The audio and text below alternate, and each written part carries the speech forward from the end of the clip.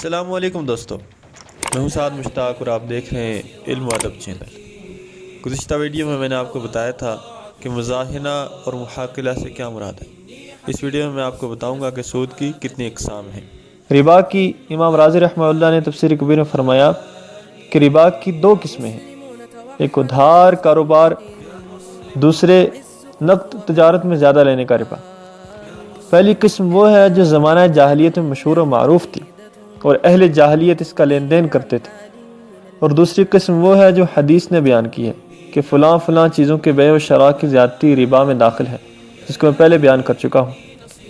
اور احکام القرآن جساس میں ہے کہ ربا کی دو قسمیں، ایک بیع و شراء یعنی تجارت کے اندر، دوسری بغیر بیع و شراء کے، اور زمانہ جاہلیت کا ربا یہی دوسری قسم کا تھا۔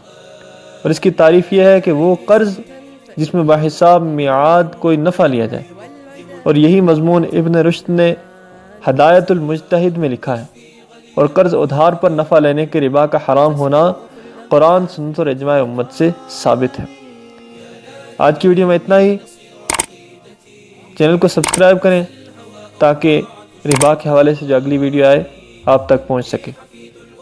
تب تک کے لیے اللہ حافظ۔